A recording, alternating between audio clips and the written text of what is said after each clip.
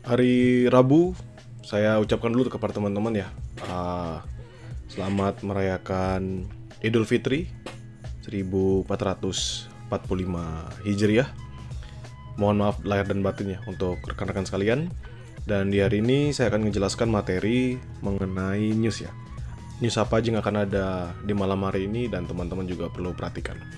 Jadi malam ini nanti akan ada beberapa news yang cukup signifikan, baik itu terhadap USD maupun pair-pair yang lainnya.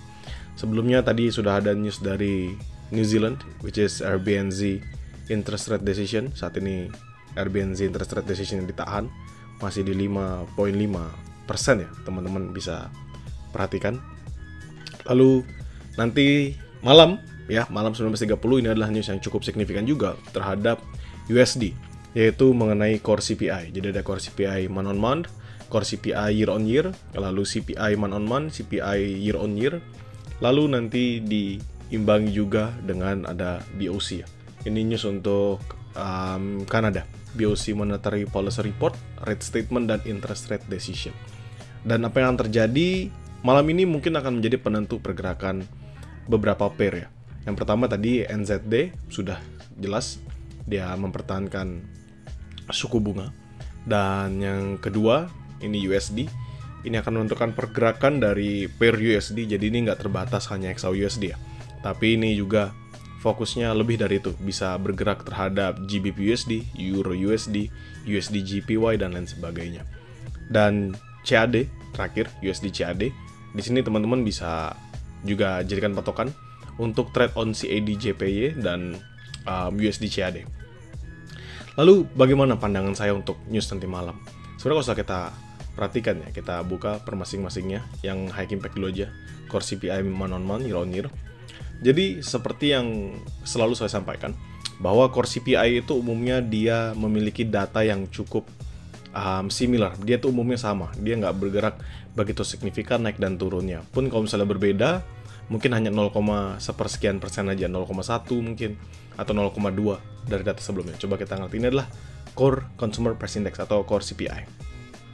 Teman-teman bisa melihat bahwa perbedaannya tuh nggak gitu signifikan, bahkan umumnya dia sama.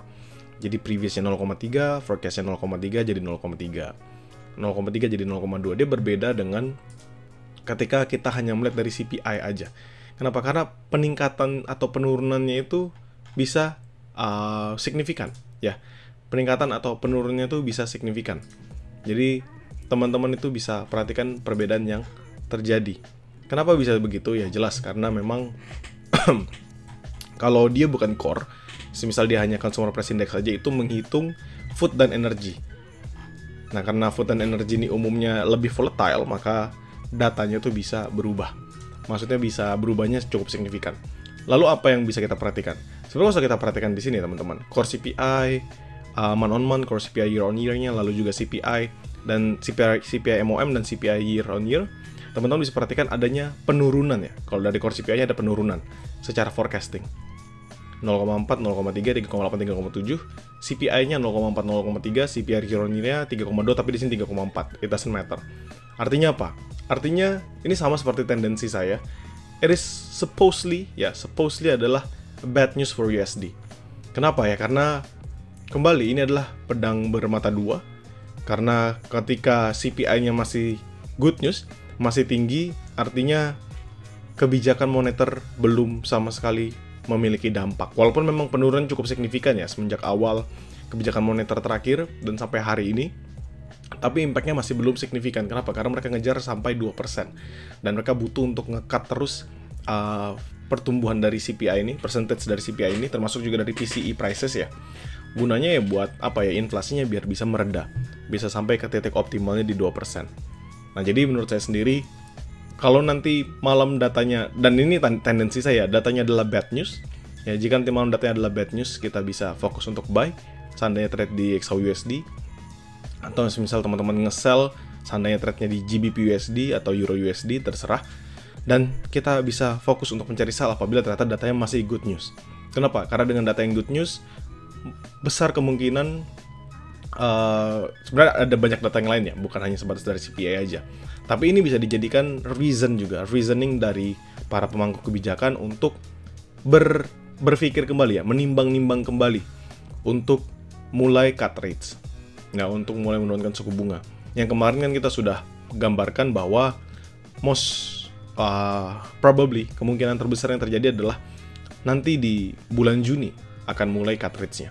Ya, di bulan Juni akan mulai cut rates-nya. Tapi seandainya data-data ini masih belum mendukung dan masih belum ada gambaran untuk mencapai 0,2% itu, ada potensial terbuka ya, ada potensi terbuka jika akan diundur kembali. Saya nggak tahu akan diundur sampai kapan, tapi yang bisa kita pastikan adalah sejauh ini mereka tetap akan mau nge-cut sebanyak 3 kali, dan kita tinggal tunggu hasilnya. Jadi kalau nanti malam, dari pandangan saya, untuk dari USD sendiri ini datanya akan keluarnya bad news. Tapi ini hanya pandangan saya saja. Dan yang mungkin terjadi atau apa yang akan terjadi hanya akan kita nantikan atau hanya akan kita saksikan ketika datanya rilis. Sedangkan CAD ini umumnya sudah interest rate decision-nya pasti juga akan ditahan. Jadi teman-teman bisa berfokus sama USD CAD juga. Jadi kalau misalnya USD bad news sedangkan interest rate-nya ditahan, teman-teman bisa stay for shorting ya di USD CAD. Itu pun berlaku untuk yang lainnya juga, dan ini termasuk untuk trade di Euro USD, GBP USD.